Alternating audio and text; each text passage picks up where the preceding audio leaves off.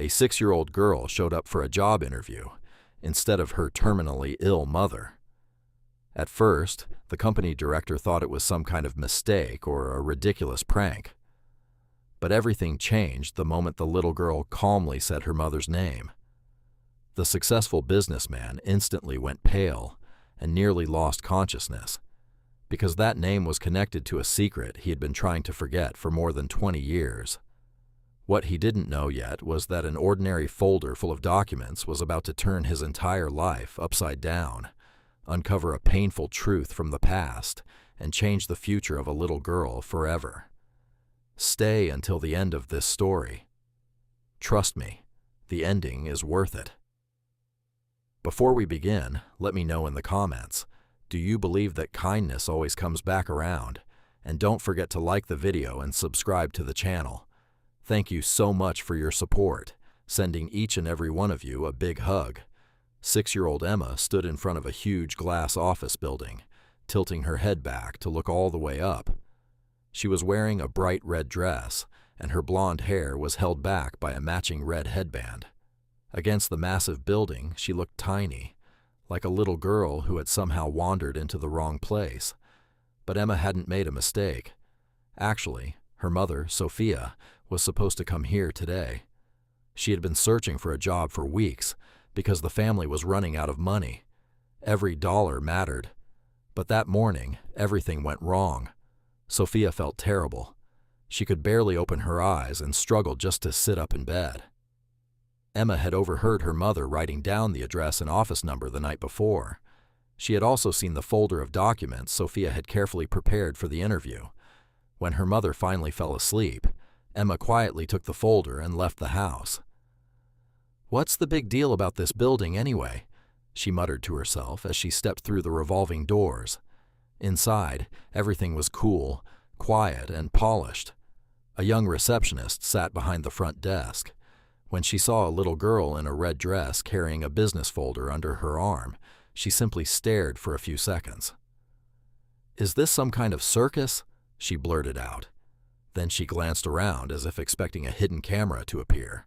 Honestly, people did such strange things these days that nothing seemed impossible anymore.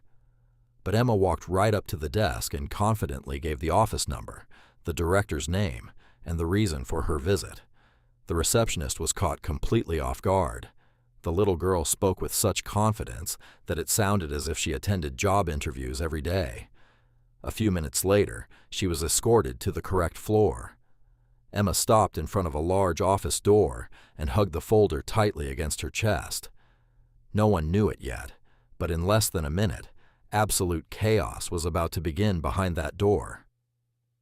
Michael Harris liked order, or at least, that was the impression he carefully created for everyone around him. At 32, he already owned a successful company, wore expensive watches, drove a car worth more than most apartments, and carried himself like a man who had everything under control. His white shirt was perfectly pressed, his brown hair neatly styled, and his sharp brown eyes gave him the look of a typical boss, maybe a little full of himself, but smart enough to get away with it. That morning, he sat behind his large desk reviewing resumes. One interview followed another. A normal workday. Nothing unusual. So when the office door opened and a little girl in a red dress walked in carrying a folder under her arm, Michael didn't even look up at first. "Come in, have a seat," he said automatically. Silence. He finally raised his eyes and froze. Standing in front of him was a 6-year-old blonde girl with large brown eyes, alone, no parents, no adult, just a child. For several seconds, Michael stared at her without saying a word. Then he glanced toward the receptionist, who was peeking through the doorway with an expression that clearly said she had no idea how this had happened either. "Excuse me," Michael said slowly.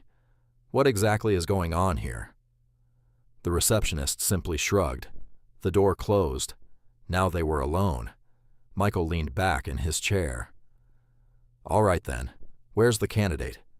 Emma stepped closer to the desk. "I'm here instead of my mom." Michael blinked, then blinked again. "Instead of your mom?" Yes. For a job interview? Yes. Instead of your mom? Yes. Michael felt his brain struggling to process the situation. It was so absurd that he couldn't decide whether to laugh or call security. His first thought was that this had to be some kind of setup. Maybe a competitor was playing a prank. Maybe someone was filming a hidden camera show. Or maybe this was some ridiculous stunt that would end up online later. But the girl looked too serious, too genuine. She held the folder tightly and looked him straight in the eye. No fear, no hesitation, no sign that she was joking. "And where's your mother right now?" Michael asked. "At home." "Why?" "She's very sick." The answer came out simply, almost too simply, like a child who had been forced to grow up too fast. The smile slowly disappeared from Michael's face. "She got worse this morning. She couldn't come. But we really need this job." For a few moments, Michael said nothing. Then he decided to play along. "All right, then let's get to know your mother, at least indirectly." A faint smile appeared on his face. "What's her name?" Emma didn't even look at the folder. She already knew the answer. "Sophia Brooks." And in that instant, time seemed to stop. The smile vanished from Michael's face. All the color drained from it. His fingers tightened around the edge of the desk. Sophia Brooks. The name hit him harder than any punch ever could. Something deep inside him seemed to snap. Images from the past suddenly flashed through his mind. An old house, voices, tears, a smile, then darkness. A powerful feeling of déjà vu crashed over him so hard that for a moment he struggled to breathe. No, that couldn't be. It simply couldn't be. Slowly he looked back at the girl, at her blonde hair, at her eyes, at the shape of her face, and suddenly he understood. He knew exactly whose daughter she was. He remembered something he hadn't thought about for 20 years. Silence filled the office. The ticking of the wall clock suddenly sounded deafening. Emma had no idea what was happening, but Michael just stared at her and couldn't say a single word. Almost a full minute passed before Michael finally managed to pull himself together. Emma was still standing in front of his desk, holding the folder tightly against her chest, while he struggled to take his eyes off her. Too many memories had suddenly surfaced, too many questions, and not a single answer. "All right," Michael finally said, clearing his throat. "Let's just talk for a bit." Emma shrugged. "Okay." Michael knew he had to choose his words carefully.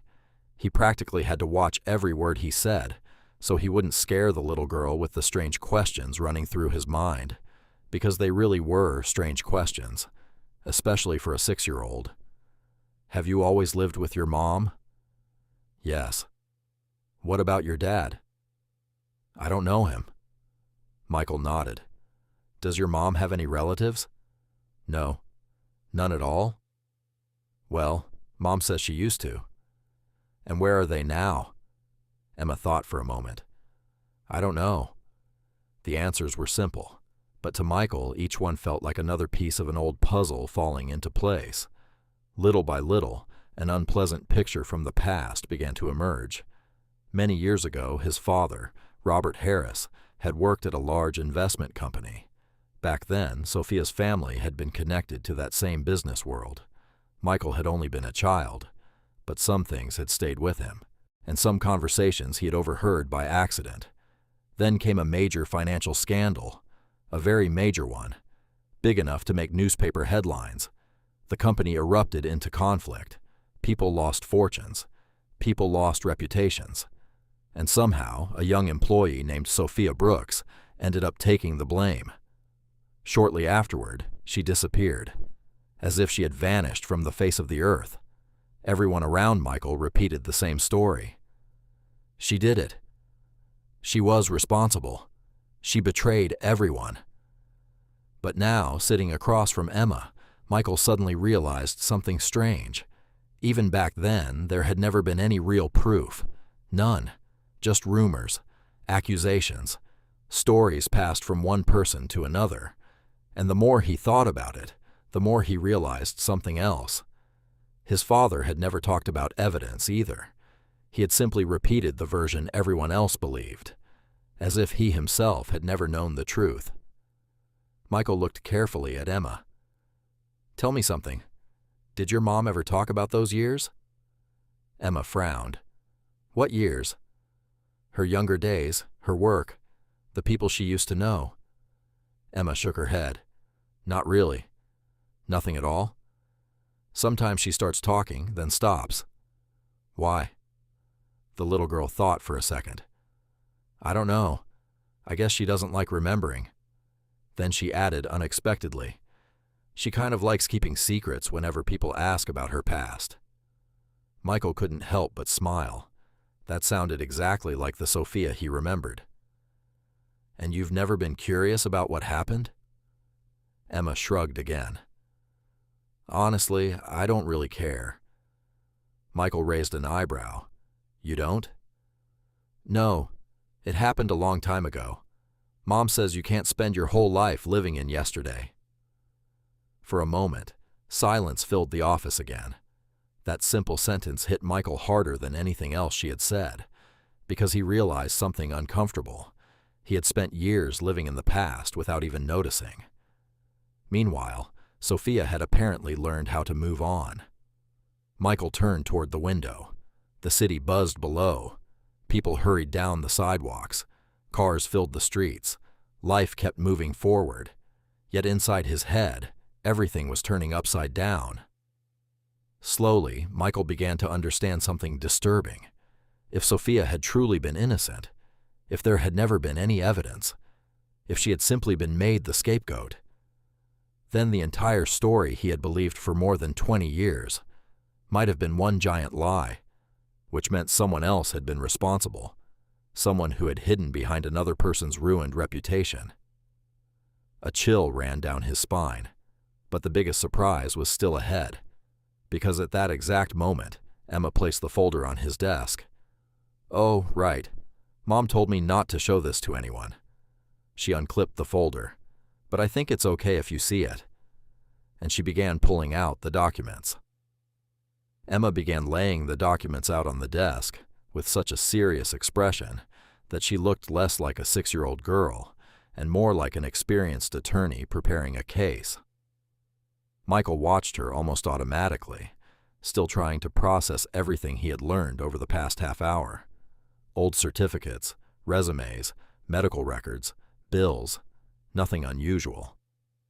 Then suddenly, a yellowed envelope slipped from the bottom of the folder. It landed softly on the carpet beside the desk. Emma didn't even notice. "Oh," Michael said quietly. He bent down and picked it up. The envelope looked old. Very old. The paper had turned yellow with age. The corners were worn, and on the front was a faded handwritten note that was barely readable anymore. Michael frowned. Something about the envelope felt familiar. Very familiar. His heartbeat suddenly quickened. "What is this?" he asked. Emma shrugged. "I don't know. It's always been in Mom's folder."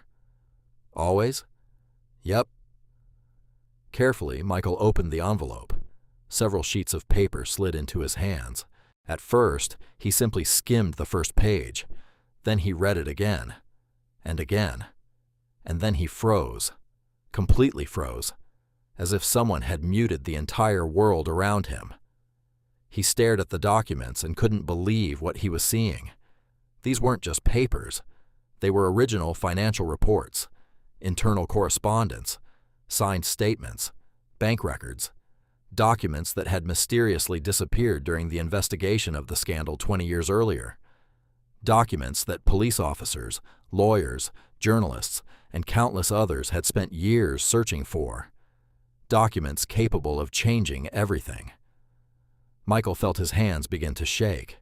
He quickly turned another page, then another, and with every document, the truth became clearer and more painful, or better, depending on who you asked, because the evidence finally formed one complete picture. And that picture was devastating. Sophia had been innocent, completely innocent. Every page proved it. Every signature, every date, every number. Not a single document pointed to her guilt. Instead, they exposed someone else, someone in senior management, someone who had shifted the blame onto a young employee to save his own career. A cold feeling settled deep inside Michael's chest.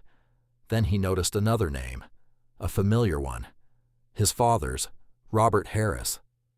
No, the documents didn't say his father had planned everything, but they revealed something almost as troubling. His father had known far more than he had ever admitted. Far more. "My God," Michael whispered. Now he understood. 20 years ago, someone had made a terrible mistake, and Sophia had paid the price for it. Not the people responsible, not the people who benefited. Sophia.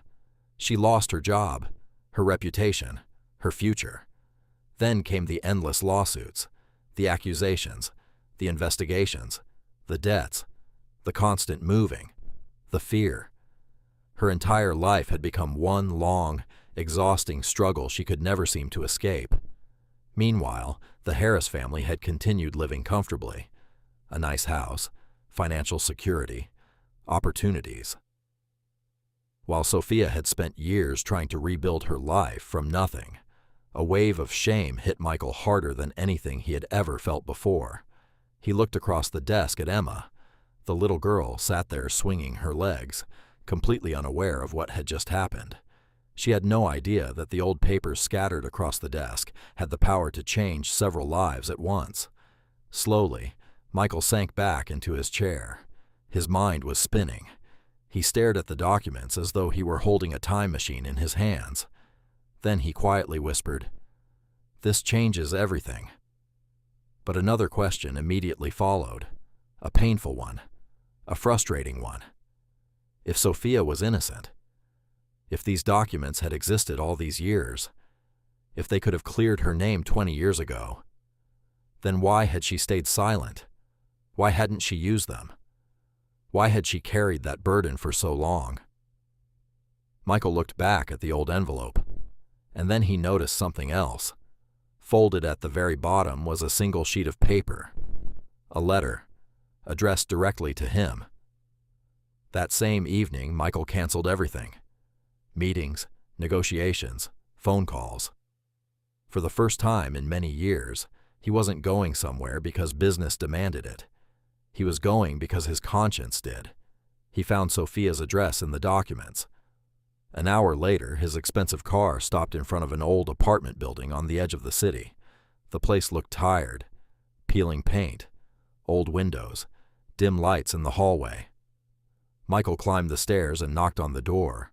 A neighbor opened it. "You're here to see Sophia?" she asked quietly. Michael nodded. "Come in." The apartment was small, very modest. It was obvious that every dollar mattered here. Medicine boxes covered the kitchen table. Prescriptions were scattered everywhere. Voices drifted from another room. A small gathering of doctors, nurses, and neighbors had come by, all trying to help in whatever way they could. That was the moment Michael realized how serious things really were. This wasn't a temporary illness. It wasn't something she would simply recover from. It was much worse. Much worse. When the doctors finally left, Michael was allowed into the bedroom. Sophia was lying on a bed beside the window. For a moment, he barely recognized her. The young woman from his memories was gone. The illness had taken her strength, taken her health. But it hadn't taken the most important thing, her eyes.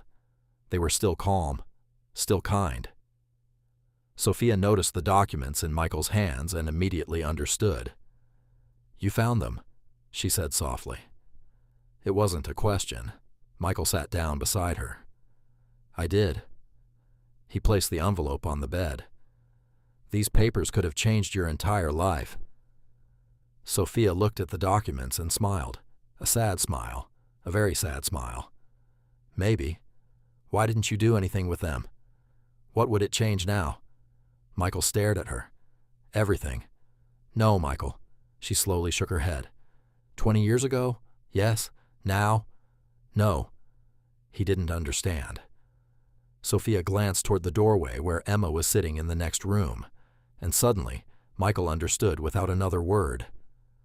"The past doesn't matter to me anymore," she said quietly. "Emma's future does." Silence filled the room, the kind of silence that only happens when someone speaks the absolute truth. No accusations, no anger, no desire for revenge, as if she had long ago let go of everything that had broken her life. And Michael suddenly felt very small, because he had spent years surrounded by people willing to destroy each other for money, while Sophia, after losing almost everything, cared only about her daughter. After that evening, Michael began visiting constantly. He helped with treatment, brought medication, paid for the best doctors he could find. But time proved stronger than money. Week after week, Sophia grew weaker. Even the doctors stopped giving confident predictions. At first, her chances were 50-50. Then things became even worse. And one evening, Sophia asked everyone to leave the room except Michael.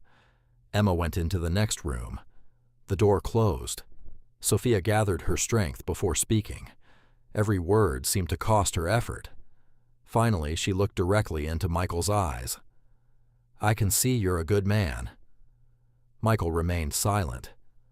"Not like your family." The words hit harder than any accusation, because deep down, he knew she was right. Sophia slowly reached out her trembling hand. Michael carefully took it. "Take care of Emma."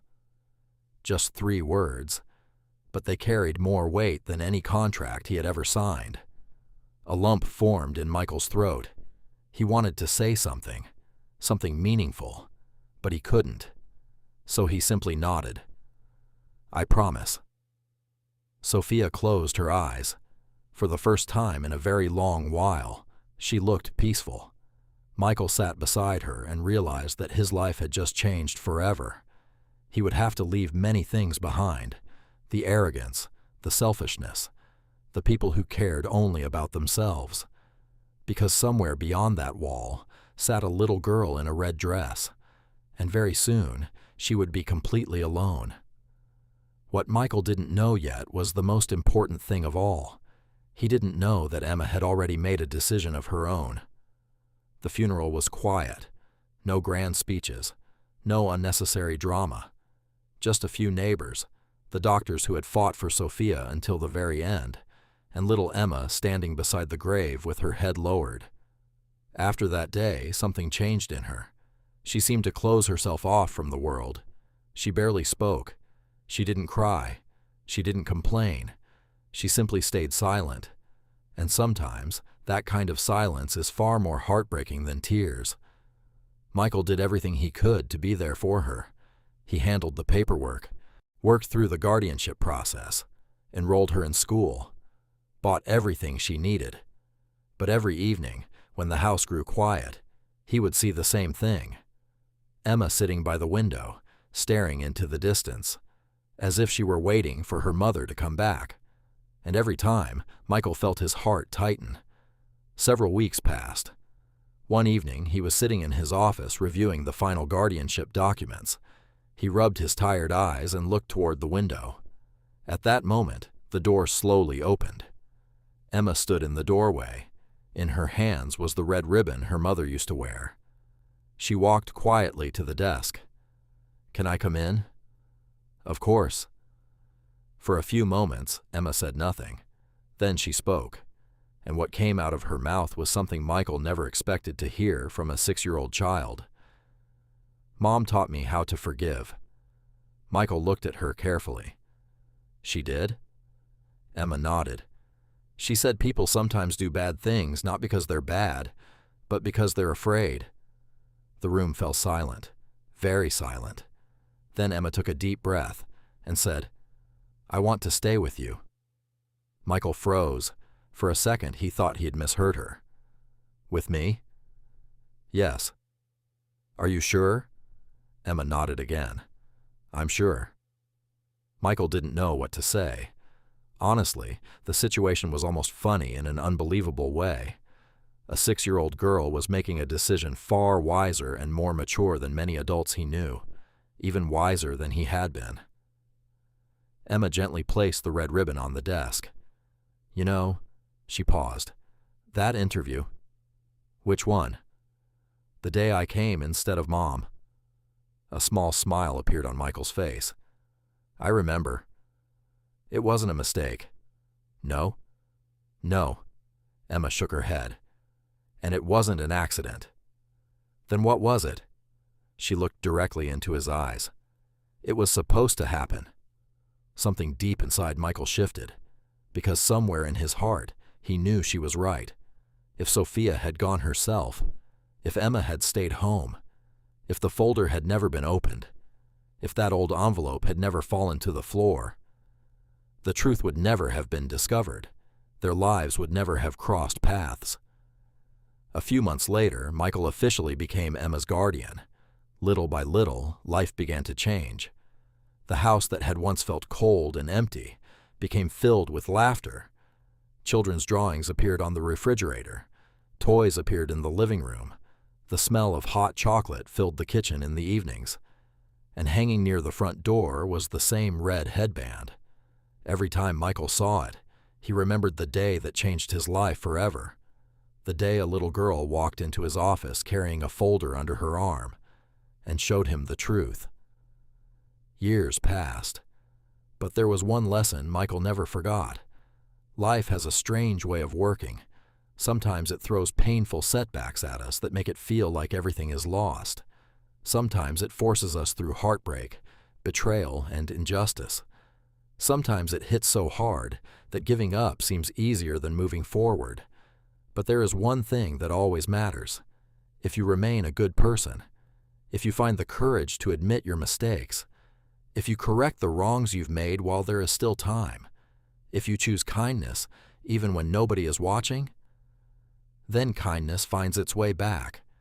Maybe not immediately, maybe years later, maybe from a direction you never expected, but it comes back, because what goes around truly does come around. And the story of little Emma, her mother Sophia, and Michael is living proof of that. This story teaches us several important lessons. First, never judge someone until you know the whole truth.